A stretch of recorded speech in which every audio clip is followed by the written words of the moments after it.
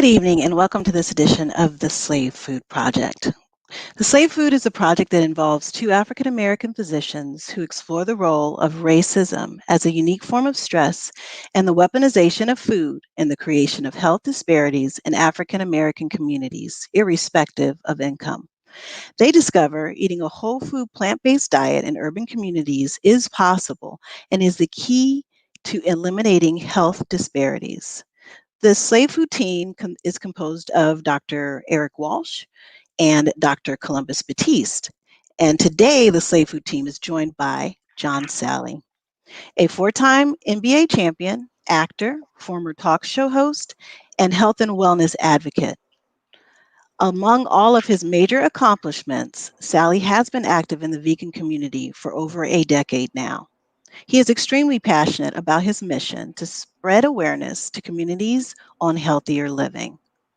Salley has made special appearances in different health events, such as speaking at VegFest, appearing on Veg Michigan's Billboard campaign, and advocating for vegetarian substitutes to be served in public schools before U.S. Congress. Even speaking with First Lady Michelle Obama about going vegan for the planet. One of Salley's most notable quotes is, "Vegan eating is not just a slam dunk for human health. It's also the most effective way to combat climate change." Thank you for joining the Slave Food Project. Enjoy your show. All right. Thank you, young lady. How's it Wow. going? I'm all right, man. I wrote that really well, huh? You did, man. It sounds like that's an amazing person. Is that you? Yeah, I wrote all That's good stuff. That's good stuff. So let's jump right in this whole thing. So I know you're tired of everyone talking about this one subject. You even told us ahead of time you don't want us to talk about it, but I have to ask because everyone's been hitting me up on Instagram, my two followers, and on Facebook asking me the same question. that. Is So I have to get Kanye a genius? Yes, no, Kanye no. West is a genius. Yes, but Yes. it's question number two. Are you tired Is of everyone Kanye asking really you? married to Kim Kardashian? Yes. No, They is he? really are married. Yes. And they are happy, and he's making a lot of money with Adidas. He's doing it, huh? Now, Yeah. well, what about the other question? What's it like to play with Will Smith and Martin Lawrence and Bad Boys, Gabby Union and Jessica Alba in LA's Finest? Uh, it's it was fabulous being in Bad Boys. Thank you, Martin Lawrence, Michael Bay, Jerry Bruckheimer, Will Smith.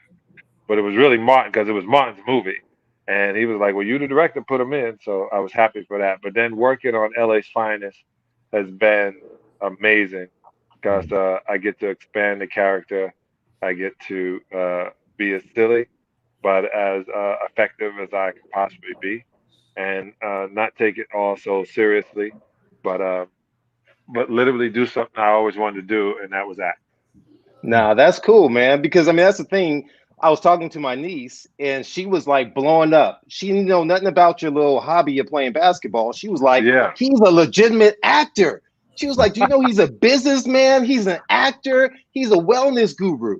And I was like, yeah. And there's an urban legend. He's like Prince. He could ball a little bit. I don't know. That's what I heard.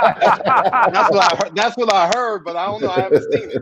I Yo, haven't check it, seen it. check it. My daughter doesn't know I stalk her on TikTok, and Okay. because you have She to, she's knows. She knows 17. now, though. She knows I, now. I I let her know. But Okay. one of the things she said was story time, and I wanted to hear. She said, one time I went to the concert to see Drake at the Staples Center.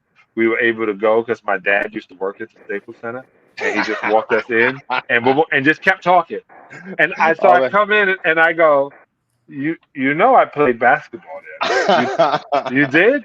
I was like, dog, it wasn't like I was a security guard and I came in my red jacket and I snuck you in. Oh, that's hilarious. That's I won a hilarious. championship in that building. Like, what are you doing, chick? It was hilarious the way she looked at it. Oh man, that's good stuff. That's I used good to work stuff. there. So let's jump into it. So how the kid from Yeah. Brooklyn turned vegan? Brooklyn, city of Brooklyn. I mean, we just had the borough Um, president up on their show. oh, yeah, that's my guy. Yeah, yeah. So this is the Yeah. deal. I My mom's had a garden, and if anybody knows Brooklyn, right, we know all the way down on Eastern Parkway. But past Eastern Parkway, if you go all the way down to Linden Parkway, Linden Boulevard, and it runs all the way through. Um, my mom's there was a house that was condemned. It was right next to the train tracks to L. And when you go in the back, a whole bunch of um, people from South Carolina, North Carolina, Mississippi, they took the backyard, which was you would have thought to be left for nothing. They built up the dune, and then when you went over, it was all garden. And Wow. and my and I had this crazy joke about this tool. I don't say it anymore, but my mom's had me literally getting blisters telling me it was going to be good for my hands as I got older. I swear to God. Making ways so we can grow our own vegetables. So she didn't like driving all the way back to Brookline. So we lived in Bayview houses. So she got them to allow her to plot there. And then she would catch people just going and picking. She said, hey, what are you doing? And they were like, I'm getting something from the garden. She goes, this ain't a neighborhood garden.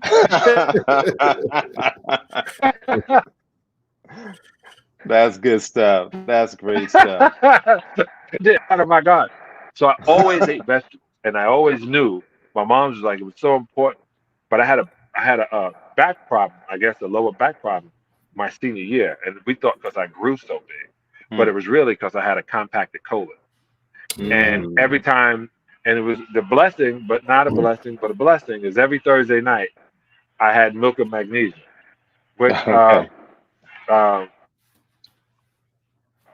know, I have milk and magnesium. So it would clean me to a point, but until I found out vegetables did it, and the more I ate it, I got out of the house the first time I had, the second time I had a pork chop was when I was 18 years old and my mom wasn't around. She kept saying, don't eat it, don't eat it.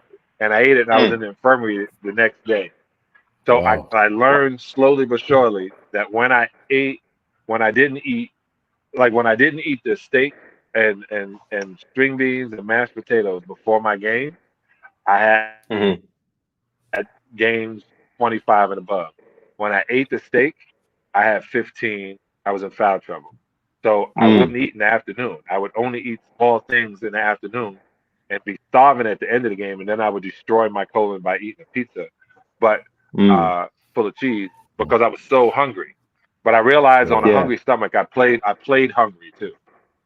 So that's why I got to the veganism. I started paying attention. Let me ask you this. One of the things that we talk about a lot is the clarity that comes with, you know, or the lack of clarity that comes with diet, right? So sounds like you're saying you stayed out of foul trouble, which tells me you actually experienced the fact that you can have a clearer mind based on what was going on in your digestive tract. Right.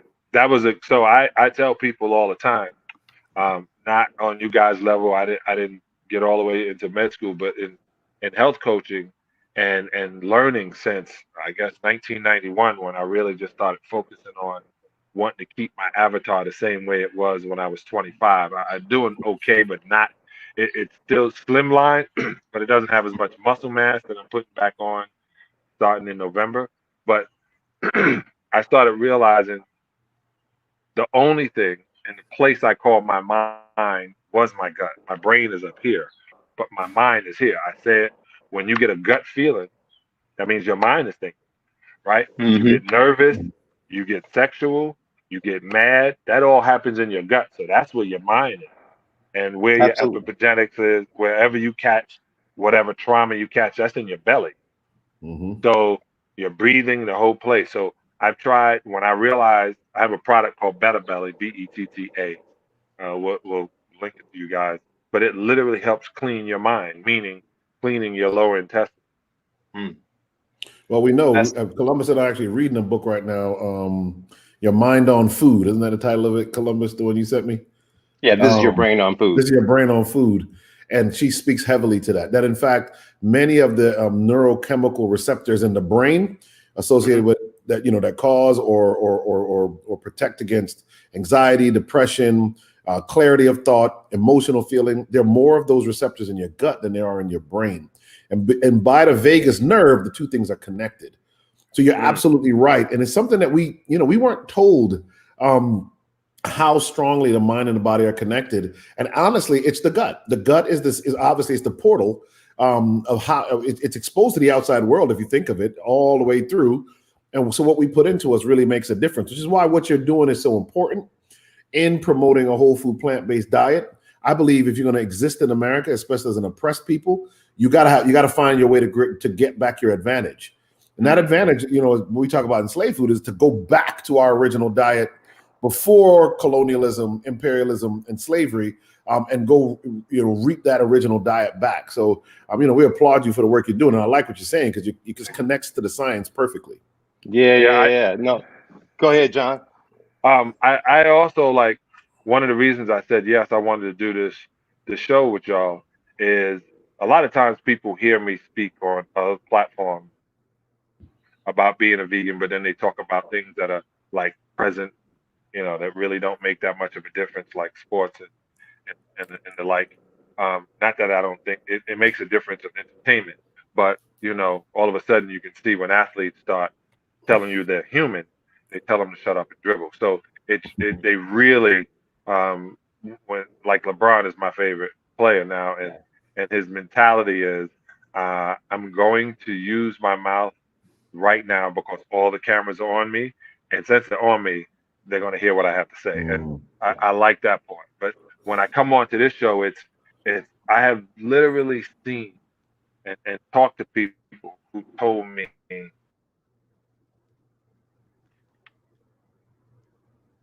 Take your time, John.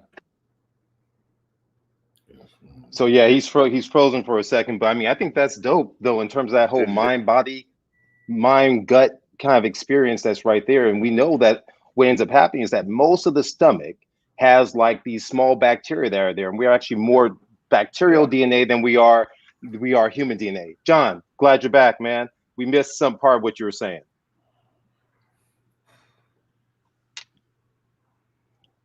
With us? Yeah. So when we look at that, we realize that we're more bacterial DNA than we are actual human DNA. What ends up happening is that all of our expressions, our propensity towards depression, heart disease, all these ailments, it happens through what we feed our body. And it's crazy. I always use analogy. It's almost like that movie Venom. It's like these bacteria are searching for the perfect host, and what we feed them plays really a role.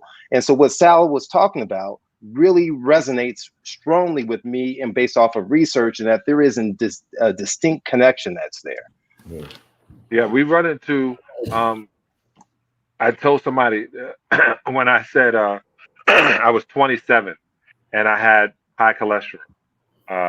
And it was lucky you're playing ball. The cholesterol is 270 something, and he wanted to give me a pill, and then he was going to give me another pill because he said this pill is going to make you erectile dysfunction at 27. So, and I was like, "Is there another way?" And he was like, "Nah, Sal, this is probably hereditary." And the only thing I realized I inherited besides my sexyism from the rest of my family is the recipe. And I That's right. realized we were eating, and when we would have a big food thing, my aunts along with my mother, oh, I bought this, I bought that. It was really a competition. Yeah. Oh, who bought this? And they were bringing as much processed um, mucus forming cheese and oversaturated with sodium and with sugar, and they all sit up there like they old folks and pat their bellies, and I had no idea they were killing themselves. So Yeah. now when we have the conversation is you can make the same foods, which we should. We should make the vegetables the way they should be. And if somebody says to me, "Well, my grandmother lived too." Well, your grandmother cooked her food. Your grandmother had a cast Yeah. iron pot. Your grandmother didn't go and eat TV dinners at a certain time. Your grandmother didn't eat past 8 o'clock. Like those people did things that we all understood. It was a reason they ate at 5:30 and took a walk through the neighborhood. Yeah. I have this conversation with older people and younger people. I was like, when you get past 30, you don't have the enzymes in your stomach to break down any of the food you're eating. Uh, and people think, well, you get old, you get fat.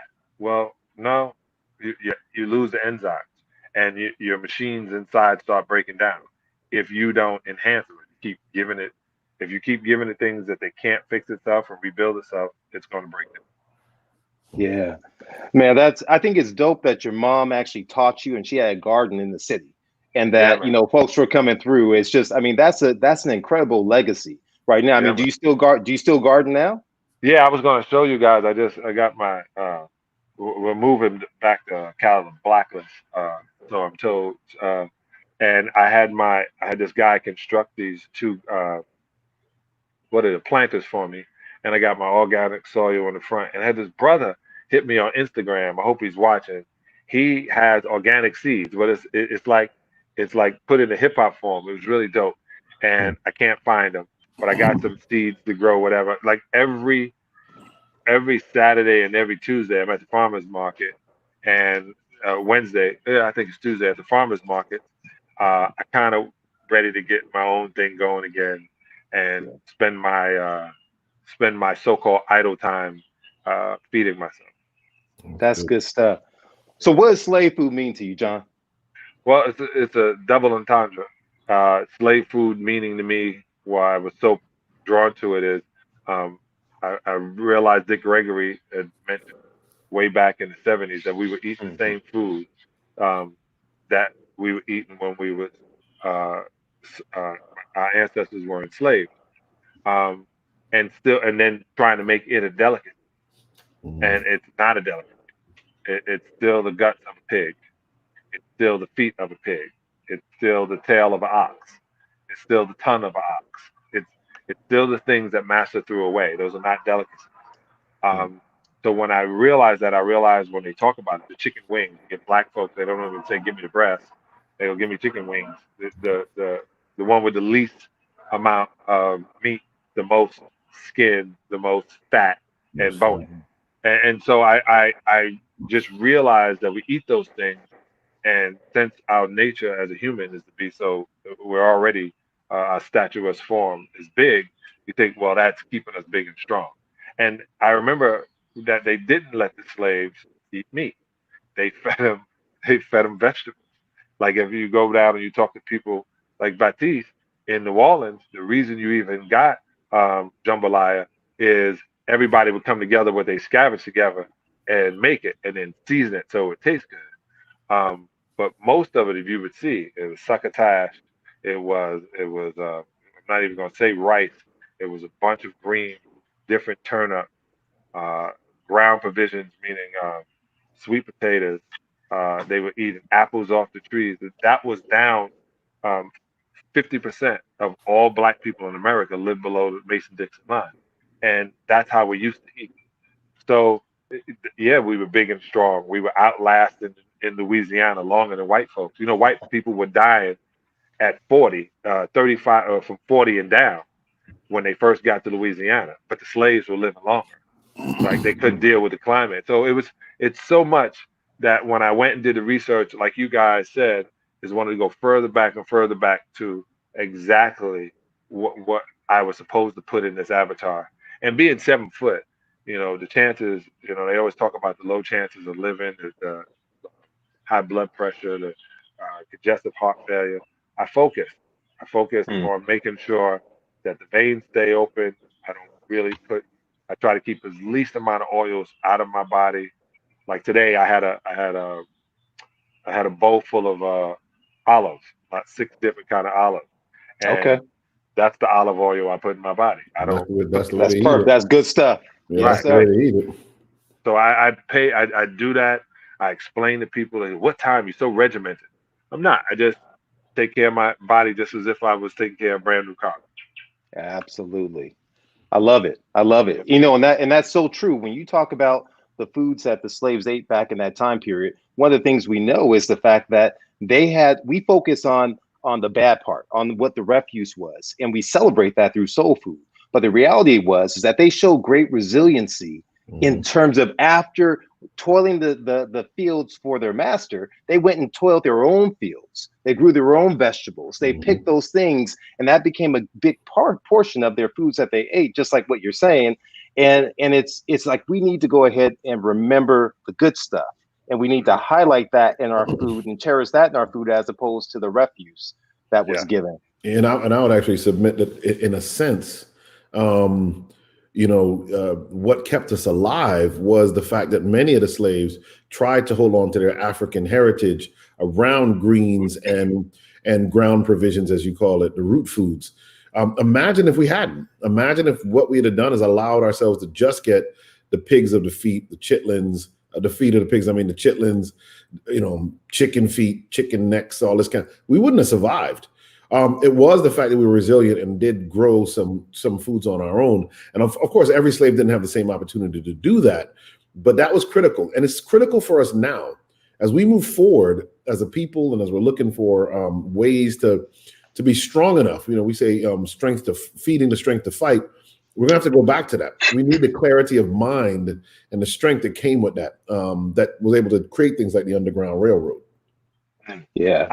I constantly tell people, my friend invented the phrase "peace starts on your plate." So when you hear people talking about revolution and talking about we need to get this, especially the people that look like us, when we're having this conversation, peace starts on your plate. If you're of right mind, I'm going to give you an example, and everybody now is like, "Ooh, Malcolm X, Malcolm X." Well, um, my mother was born in the 20s. And so when I got of age, I asked her what she thought of Malcolm X. So, oh, he was going to get us all killed. That was her thought. That what he's saying to these white folks is going to get us all killed. And I was like, that's what y'all thought? Yeah, yeah. No one was listening to him. You run away from listening. Now it's like what he said in the 60s was literally what we're hearing in 2020. And it's talking about to have our own, to build our own, to have our own food supply.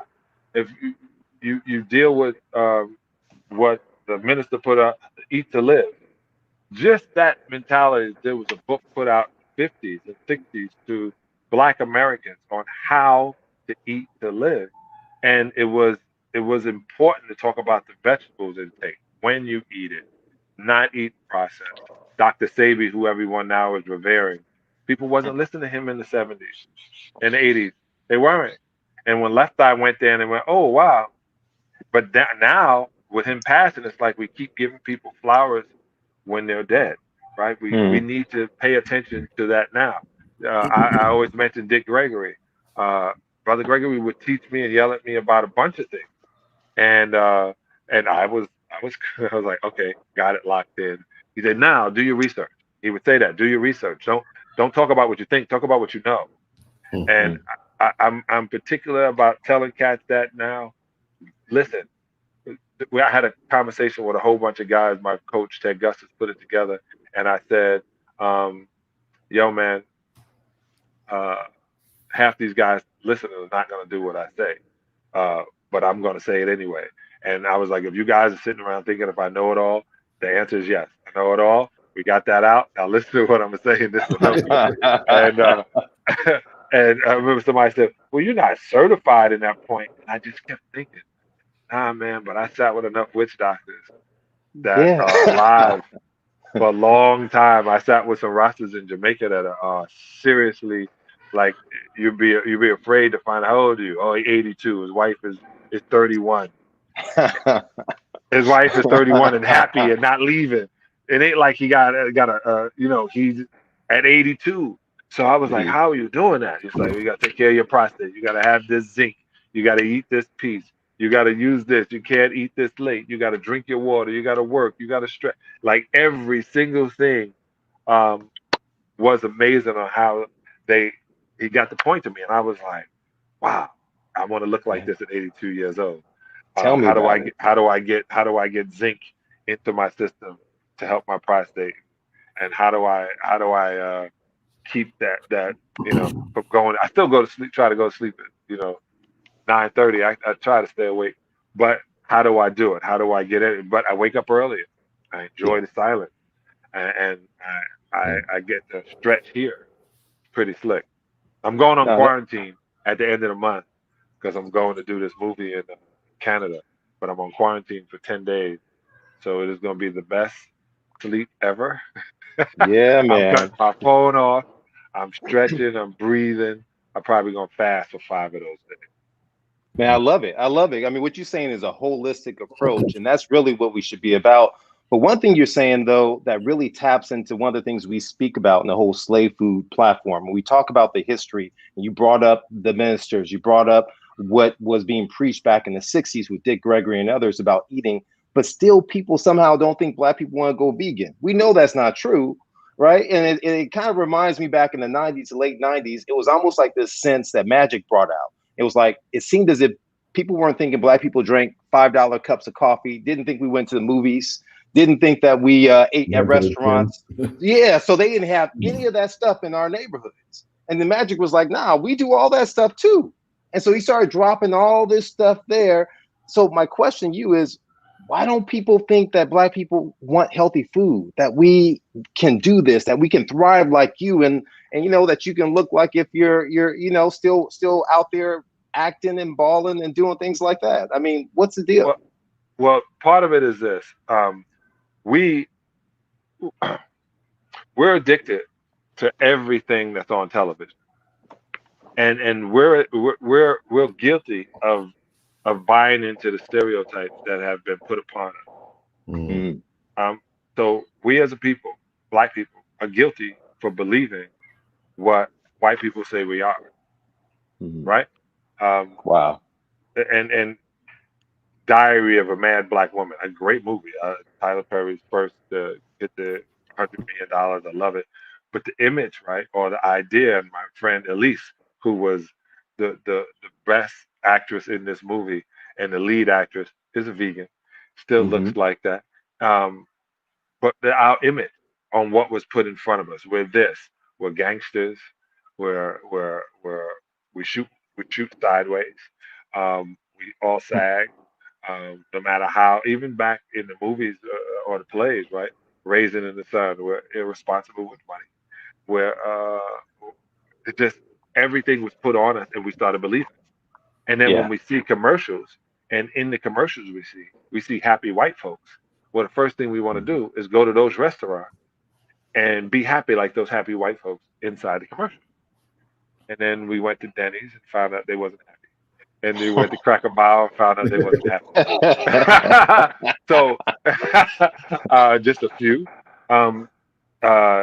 You can't sit in a Starbucks by yourself. Black. Tell me about it. It's you can now, but boy, you couldn't before. And that was the problem. You got all of these people believing the stereotypes, believing all of it. KRS-One said it in My Philosophy. He said, all my brothers eating chicken and watermelon, broken English, and drug selling. Yep. Right. So, I mean, that's 1988. Yeah. And he said, I'm an intelligent brown man. No chicken, no pork, no ham, no hamburger, no ham. Vegetarian.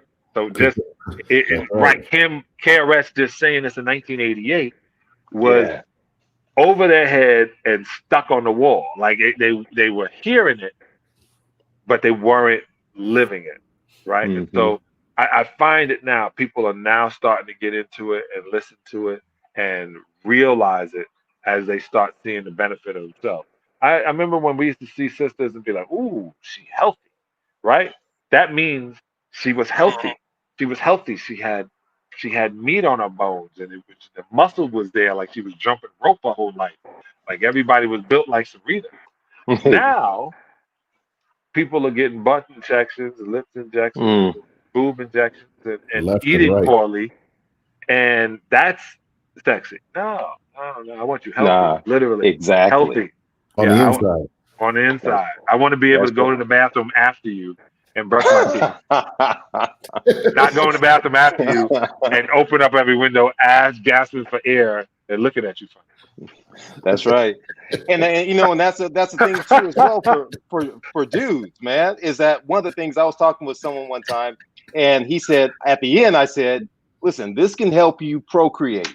This can help you when you change your diet and transform your diet. When you're talking about prostate health and you look at selenium, I was part of this article that was written on erectile dysfunction.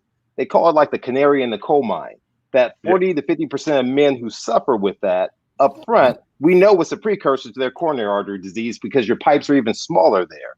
And Right. so that can be reversed, that there can be improvement. We know that there can be dilation of the vessels, that we can improve the blood flow that's there. So it's not even just with women. We know that it transforms to like the skin and all the way from the outside, all the way within. And so as folks and kids begin to look into how they can keep themselves beautiful and youthful looking, the answer is solely, it's simply right here in terms of the foods that you eat. So, man, yeah, you're absolutely right. You know, we should take this show on the road. We should put this together, Let's do and it. we should go talk to all descendants of enslaved people, and explain what that is. That'd be a good piece. That would really rock it. It would be. I was thinking about something you said. I was working with this wonderful place called Global Cardio Care, Sarah Salati, and Dick Gregory like literally had me. It was 2017 at like 10 o'clock in the morning on the first. Come to the clinic, and it was him and one lady, uh, and he was telling me, he was sitting around telling me, he goes, look, everything is changing. My hair is growing back, and his hair, he had been bald, and his hair was growing back, and I go, wait a minute, dog, how'd you get your hair to grow back? He was like, dog, I'm gonna put that out. When I put that out, it's gonna change everything. If I can make hair grow where you want it to grow and not where you don't want it to grow.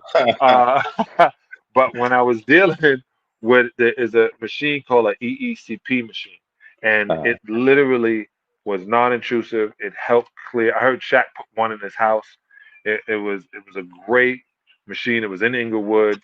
One was in Brentwood, but you know, this COVID hit and the world changed. Yeah. But there's things making sure that you have blood flow, and it's funny because I'm with a company now called Tidal, called Anthos, but we have a product called Tidal, TIDAL, and it's TD.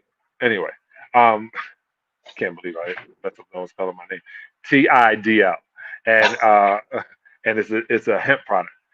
In that whole conversation, I was like, okay, we got to make sure we're about health and wellness, and we're talking to men. And the reason I say that is because women listen. Mm-hmm. Women listen. Women listen. They talk to the men they know. They talk to their man. We need to somehow crack into a guy's skull and make him realize just because you're behind a grill and you can deal with the smoke and fire doesn't mean you're a grill master. It No. means, right. And it's not like you're doing anything special to the meat. It's sitting there frying, um, just like they did us when they hung us and lynched us and burned us. It's just going to sit there and fry. Doesn't make it good. And we got to express to them. And I did. I remember when I was working with the Prostate Institute, uh, they were like, well, you have to tell them something about the meat. They're going to eat the meat. And I had to say, well, you should flip your meat 3 times and you should remove the black chalk from it because that's a Sure. carcinogen. They were like, no, that's the good part. No, that's the part that goes in your prostate and says, stop working. Yes. And it's so just knowing that you can mess with your prostate from a grill, from eating that flesh from a grill, and they still push grills. They still push that as that's a manly thing. It's not a manly thing. It's going to make you less manly, and it's going to make you cry at movies you shouldn't cry after. You should stop. Exactly. Stop. Exactly. Yeah. It's not. You be It's crying not during the over with Avengers. testosterone. You crying during the Avengers. Where are they going? I can't believe it. It's such a nah, dog. No. Were you watching me watch the Avengers? Come on, man. Come on.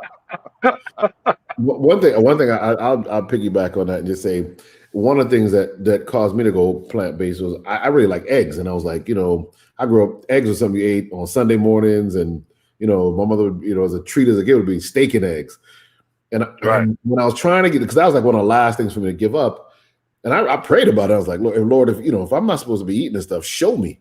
Literally within like 2 weeks, 2 separate scientific articles, journal peer-reviewed articles appeared on my desk out of nowhere. I get a lot of articles, so it wasn't like no, they were from the Lord. I believe so. Okay. And one of them said if you eat, if I remember correctly, more than 3 eggs a week with the yolk, It's the equivalent of smoking like a half a pack of cigarettes a day. And the other one was that eating egg with or without the yolk increases the risk of prostate cancer. I forget what the percentage is now, but it was significant. Yeah. And I was like, yeah, that's it. I'm done with eggs. So here's the funny thing. No one ever, to this day, with all the prostate awareness that goes around, I've never heard anybody tell people eating eggs can increase your risk of prostate cancer. It's a bizarre thing that the science comes out, it's published, and there's all this ridiculing of certain people about whether or not they believe in science, but it's almost like people choose the science they want to believe in. Because if you really believe the science, the food science, the nutritional science tells you that this whole food plant-based way to live is the right way to live. Because to your point, if you have to get your prostate taken out, usually you're going to have incontinence, you're going to be impotent. There's a serious stuff that happens that goes along with that. So, but how do you crack the skull of the man to get inside to say, listen, you got to see this? And what we've learned is showing them the evidence is part of it. I think there's some storytelling. We are an oral traditions people. So some really good storytelling. That's why you do a good job of that, John. The storytelling is actually very good. People kind of let their guard down a bit with that. But we've got to get people to see the evidence and understand that there's evidence in both directions.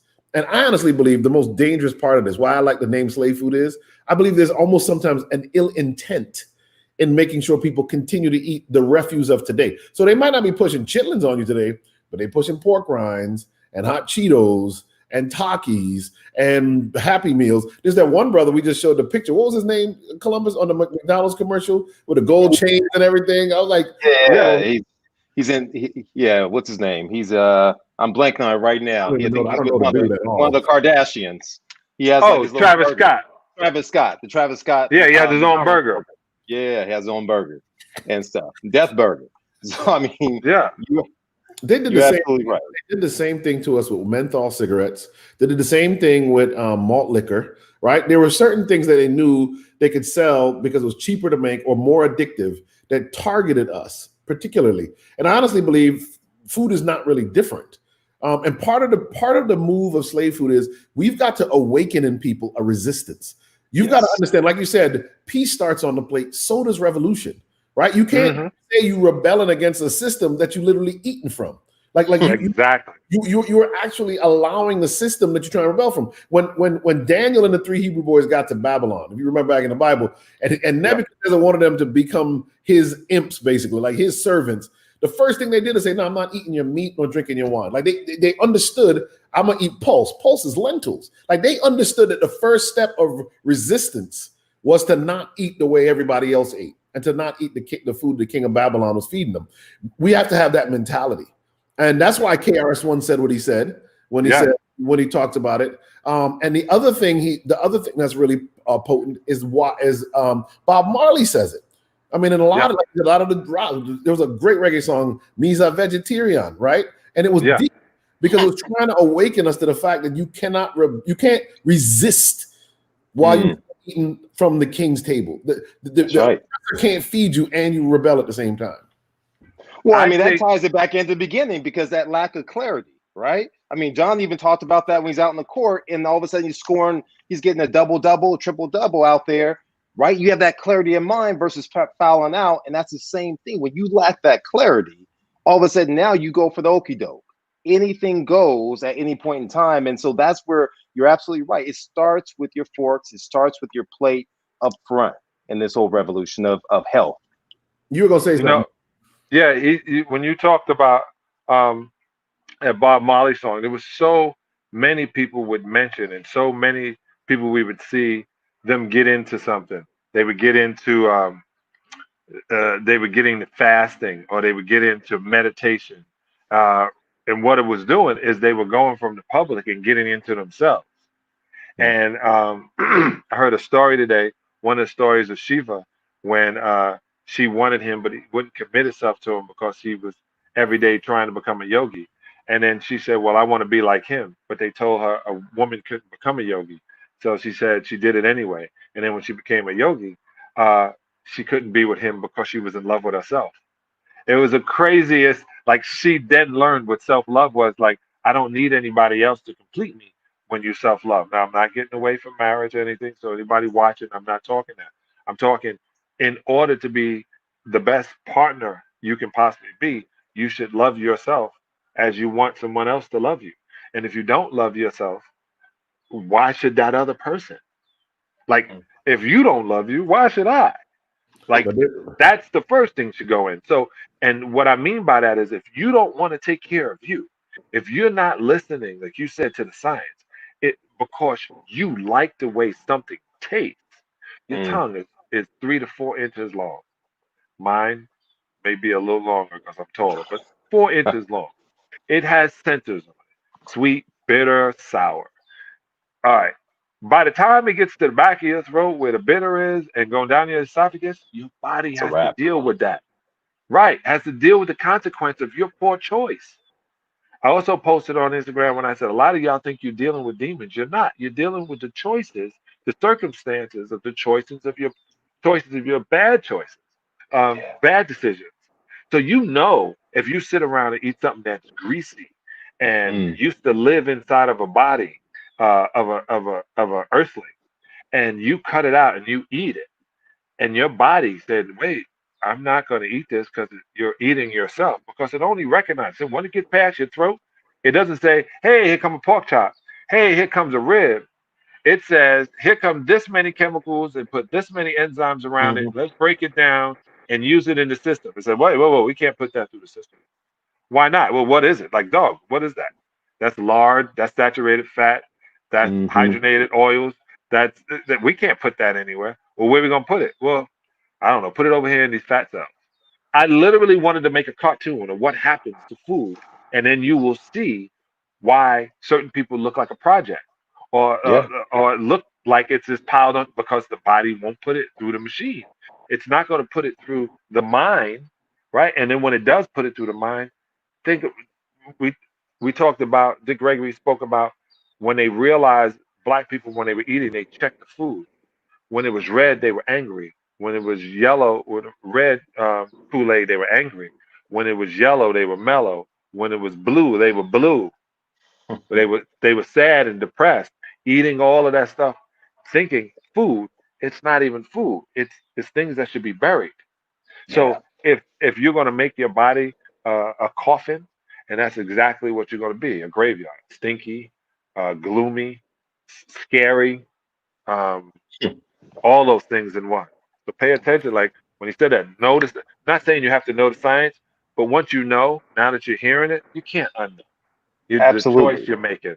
The choice is making. I'm not saying, hey, go out here and get a rice cake, and some water. Yes, that'd be better for you.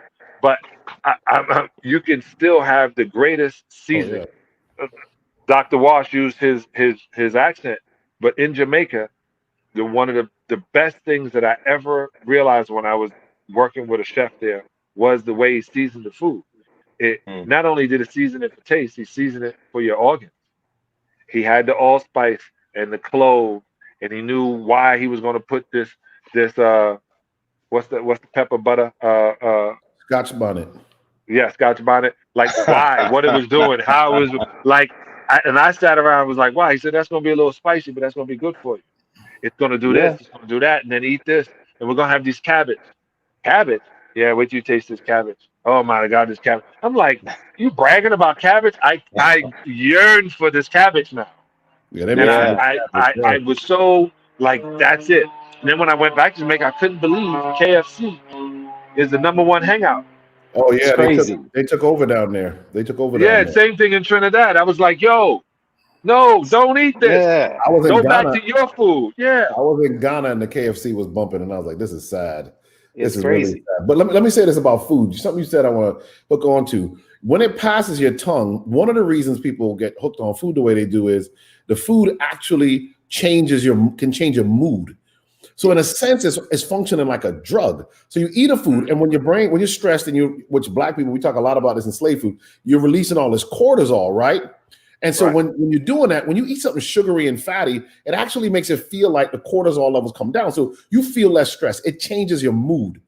What we know from addiction medicine, anything that changes your mood can become addicting. And this is one of the reasons Black people are targeted to generate profits for food companies. Because if you sell them food like honey buns and Snickers bars and Twinkies and Doritos and all of this and giant things of soda, you change their mood with it. Here's a people that's highly stressed. They're susceptible. They're more susceptible to become addicted to these foods than anyone else is. Hence, they're going to target you. But you cannot let, it's not just allowing when the taste pass your mouth, you can't allow emotional immaturity for the change in mood to dictate how you eat. Because if you do, you are a slave to whoever produces that food. And that's really where our people are and why we have to, we got to change it up. And back to your point, you got to love your neighbor as you love yourself. So if you love yourself enough, you won't allow the temporary feelings of mood to dictate how the rest of your body exists. To your point, I just want to piggyback on that. And I mean, the one thing I want to say is, I think this is the reason why we have to take this mainstream. I mean, that's the whole thing. And so, and that's the whole real point of this conversation is, Sal, you've done like an incredible job bringing health and wellness mainstream. And so tell us a bit more about the stuff you're doing in terms of like the restaurants, the Beyond Meats, the farmers markets, the yoga. You're like becoming like the guru of wellness. So hit us up with that stuff. I like that name. Man. This is the deal. And then people are going to say, well, you got processed food in your restaurant at Plant Organics, 420 Eat Hospitality Lane in San Bernardino. But you can also check it out on Instagram. So the reason I even have the food, I call it transitional food. But when you get there, there's no salt and pepper on the table. There's no ketchup, mustard. The bread is 100% vegan, and I think some of it is gluten-free. The Beyond Meat is gluten-free. Yeah, it was processed in it. But if I can stop the death of another earthling so you can have a taste, I'd rather do that. If you're going to eat a dead animal and kill yourself, well, you might as well eat a processed piece of meat and half kill yourself, right? So I tell people that then because they're going to talk about, well, you talking about food. I got to transition you off the cocaine with methadone. Then when I get you with the methadone, then I can start talking Jesus to you. And then when I start talking Jesus to you, I can get you to come here, and then I can put you on the David fast. And when I put you on the David fast, all of a sudden your eyes open up. And you start realizing Jehovah was here to bless you all these times. I know how to get it to you. But I first got to get you in the door. And I'm going to get you in with the smell of the stuff that you used to going after. So that's Plant Organics. I met with a brother named Steve who just bought a restaurant, has a bunch of money to put into him. And I planned on partnering with him so I can move these plant-based food companies or restaurants where there are bad food. I realize when I go in the airport, if I'm hungry, I'm eating peanuts. Yep. And that's it. I'm eating peanuts. So I have to figure out a way to have it where you can have real food and not feel bad about it. So they go, well, you can have a salad. Well, I wouldn't eat those lemons. I wouldn't have that. If you're going to give me something that I'm not going to eat that. So I'm going to try to be as organic with clean water as possible when I travel. So I explained that to them that there's situations at certain airports we should start going to. So we're in that conversation. I was working with my brother Roland in Compton. That's where I'm from, right? Oh, is that right? All right. That 546. That is 546 West Compton Boulevard. We're putting up Planet Health. We're still in the process of opening that. It's so good that you from Compton and you made it to the point that people need to know that. Not only are you hearing it in the records, I wanted to see Compton when I first got here, and I couldn't believe y'all had houses and palm trees. I'm saying it's not and drive-by. How about and this was it? Yo, E, we're from the East Coast. Y'all had drive-bys. You mean you had a car? You couldn't do a drive-by on the subway in Brooklyn. Did shoot down. You couldn't do that. So I couldn't believe that y'all were destroying everything. I couldn't believe how pretty it was. Had palm trees in the hood. I just didn't understand that they even considered that to be the hood. So it was also, like you said, it's a concept, which Compton now is moving out of that hood mentality. Black people are starting to go back to neighborhood. And so I put I put restaurants for Black people to eat in the neighborhood. I stopped calling it the hood. In the neighborhood, in the That's right. community, I explain to them why it's there. Like everyone goes to me, thanks for coming to San Bernardino. We needed it. They all know they needed a place Mm-hmm. that was healthier than the TGI Fridays at the end of our corridor. But it, at to a point. Um, and then I started a platform which will be releasing pretty soon called Plant Based Gen, GEN for Generation .com. Y'all can go sign up, and it has dating. It has a plant based dating site. I have a no meat meetup. I have I hope to get y'all soul food on the platform. I'm going after everybody on Facebook that has a private vegan. Um, there's a lot of private vegan Facebook groups, and I Yeah. keep thinking, why are y'all private? And I realize they're private because they're afraid or they've been ridiculed that the way they eat is not the way you eat. Vegan is a lifestyle, right? So I embrace the word plant-based. So it makes those feel easier. I learned the truth without compassion is brutality. So I tell the truth with compassion. So I change from I don't use as much as the word vegan, it's around. I use plant-based because it seems like it clicks in their brain a little different. And it's kind of hard to talk to people who are asleep. Now, please don't take this wrong, everybody. But when you say somebody is conscious, that means they are awake to what is happening.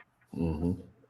When you say, well, I'm going to eat this because my mama ate this, or I'm going to eat this because, and I'm going to eat this because it's good, and I'm going to eat this because it has protein, and I'm going to eat this because the FDA says so. And it's so funny. It's just like this, like Dr. Walsh said, the science you turn to listen to, if it fits your narrative, it's great.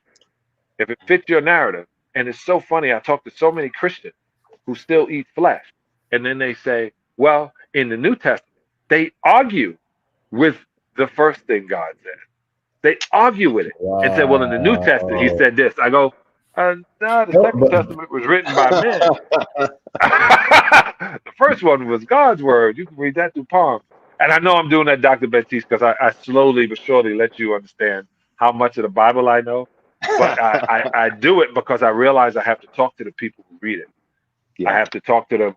I plan on talking to a bunch of preachers. And then once I can talk to the preachers, they can talk to their sheep. Well, I just want to jump in and say, and in fact, to say that the New Testament supports any different eating is actually a fallacy. The truth of the matter is the scripture all the way through promotes compassion for animals and, more importantly, whole food, plant-based lifestyle. So when you look at before sin in the Garden of Eden, you couldn't eat the animals. And in what they call the earth made new, and in heaven, the lion lays down with a lamb. Even the lion's going to be a vegetarian in the final analysis. So, there's nowhere in the Bible that says, listen, I was talking to one dude. He's like, well, when we get to heaven, they've got to make a chicken flavored apple or something. I said, no, God's not going to do that. He never intended for you to eat for life to take life. I think that's really the point. There are a lot of faith views, there are a lot of ways you can come at it outside of even the Bible and Christianity, but it all comes back to the point that we were never intended to take life to sustain life, because that is not true civility, compassion, or love. Strength or love or strength in the final analysis. And so, the scriptures does not support that. And that's a hard thing for a lot of Christians to hear. That when they really study the Bible in its entirety, when God fed the children of Israel, he gave them manna, right? But they cried for meat, and they actually got a plague, and a whole bunch of them died. God always was feeding man whole food, plant-based, healthy things, and it's an unfortunate thing that we think somehow there's a license to do anything differently. And this is why we got it. But this is weird. It's not just a scientific argument; it's a spiritual one. And I don't mean a Christian one. I mean, it's a spiritual one. Like, how do you want to sustain life on the planet? Because killing something to bring life into you is killing you. That's the creatine. That's the iron in the meat.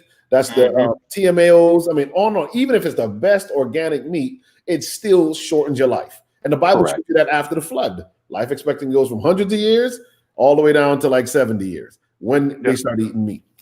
And that means Noah didn't eat meat. He sure did not. He not for 40 days and 40 nights he did. And he might have slipped up. No, he didn't eat meat. It was obvious. Like it was so to the point, just like that. And I say this all the time. Y'all may think that we are drunken and we don't know any better, but for real, the Creator has literally put us on this path to tell you the flood is coming, but a different way. Like you have to start paying attention. You cannot put.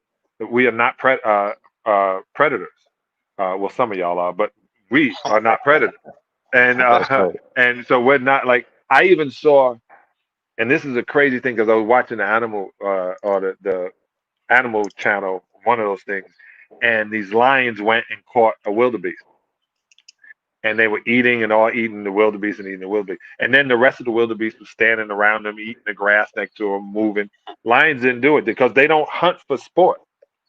They hunt for survival. And they usually catch the youngest or the oldest that can't move, which is literally sacrifice. So it is survival of the fittest. No, it literally is a circle of life. That's the way their life is permitted. Ours are different. And we need to pay attention to it. If you want to prolong your way on this planet, you will do what's necessary for your avatar. And then think, if you do this, you'll be calm, you'll be cool, you won't be angry. So we won't have to have a revolution. We'll be using our mind. Bloodless revolution. That's right. All right, fellas, I got to get going, man. No, we appreciate it. Tell the people where they can follow you, John. Tell them where they can follow me online. Yes. John Salley, that's with an E, Salley, johnsalley.com. You can go to cafe_organics with an X at the end of it on Instagram and look out for plant-based gen. You can become a member, which membership has its privileges, and I'll explain that as it goes. And I'm working with these guys, these really cool doctors, this thing called Slave Food. Hopefully we get to take this on the road. If you like it, send us some money. I mean, if you like it, you can just let us know. All right, fellas. All right, man. Appreciate you. Thanks. All right, vibration. All right, later. Man, good conversation. Good conversation. It's always good kind of hearing John's perspective, his energy, and everything else with that. It's bringing this whole message out to the mainstream. It's really what we have to do. It really is what we have to do. That's one of the things we'll kind of go through real quick, kind of just briefly and recapping. We look at some of the top things that John was talking about. He was talking about the fact that this whole thing of plant-based movement is nothing that's new inside the African-American community. And the studies are telling us that more and more African-Americans are joining and transitioning towards eating whole food plant-based for health reasons and because of other reasons. And so we're seeing in the hip hop community, we're seeing it amongst actors and singers, as he mentioned, Jay-Z, Beyonce, Venus Williams. We're seeing all of these individuals who are beginning this process of transitioning. But here's the crazy part. The cool part is what he is doing is so phenomenal. I didn't even know about the whole airport thing. I think man, you travel all the time, Eric. Man, and it is. I probably gain 10 pounds every time I would travel. So I hope he does that. I mean, because it is difficult to find healthy food in an airport. It is. And the thing is, there's sites like this on Animal Equality where they give a guide not only to vegan restaurants, but Black-owned vegan restaurants that proves that this is not something that we're excluded from. Within California, you got his Cafe Organics, Planet Health, Stuff I Eat, that's there.